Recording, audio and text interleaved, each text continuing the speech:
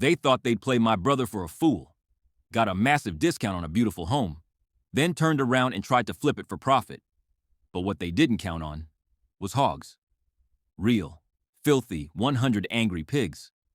And the moment my brother started hammering in fence posts around their house, they knew they'd messed with the wrong man. Awamao. If you've ever been betrayed by someone you trusted, someone you gave a chance to, then this revenge story is going to hit home hard. Smash that like button, subscribe for more stories like this, and let's dive into one of the most satisfying cases of family karma I've ever seen. You ever meet someone who doesn't just work hard, but outworks life itself? That's my adopted brother. And let me tell you, adopted means nothing in our family. He is our blood, and probably the strongest one among us. He didn't have anything handed to him. No trust fund, no leg up, just grit. When he was starting his own family, things were already tough. And then a medical emergency hit. More bills, more pressure. But somehow he scraped together enough to build half a house on a piece of land my dad sold him at a friendly price. And when the bank gave him hell about the loan for the rest of the construction, he fought tooth and nail and won. He built it, finished it, lived in it. Then one day he sold it for a profit. Not to show off, but to level up. He took the earnings and bought something incredible. 175 acres of land out in the Midwest. Picture woods, hills, wild game. A paradise for someone who loves hunting and farming. He fixed up the house that came with it, made it livable, but it still didn't feel like home. So what did he do? He built another house, his third, from scratch. And this one, it was perfect. He listed the old house for sale, but he kept the land surrounding it for hunting. A subtle detail that becomes very important later. And that's when they came sniffing around. A family member, we'll just call him Ron, showed interest in buying the house. Now Ron knew he couldn't afford the full value, not even close. The bank had only pre-approved him for about half of what the house was worth. But my brother, being the generous, too good for this world kind of guy, felt for him.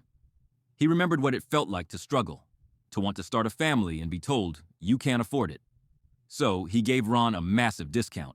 We're talking tens of thousands off the price. The bank was thrilled. It was a safe bet. The house was worth way more than the loan. So the deal went through. A few months later, not years, months, my brother was driving past the property. And that's when he saw it. A bright red for sale sign on the lawn.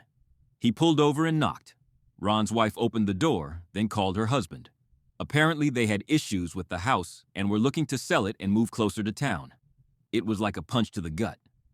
My brother, calm but firm, and said, look, I sold it to you at a discount because you're family. I didn't want you to flip it.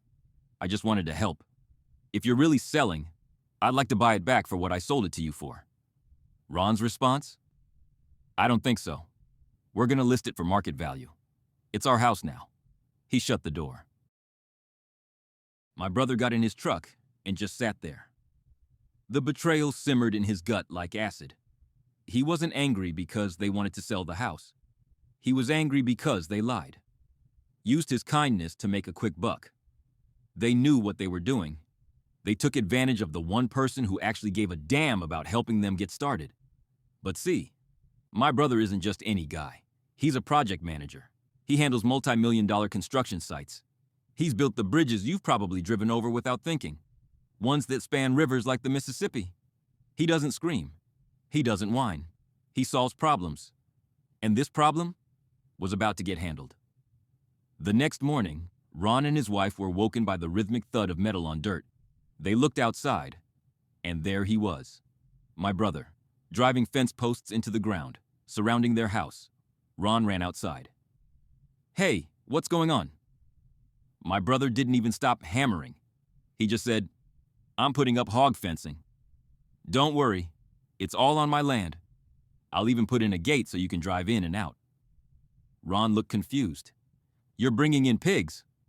And my brother, without breaking eye contact, smiled. Yep, 100 of them. Already arranged with the farmer down the road. Ron went back inside. A few minutes passed. Then, they called my brother. They wanted to talk. The very next day, all parties met at the bank. And just like that, the deed was transferred back to my brother. Same price he sold it for. They didn't even try to negotiate.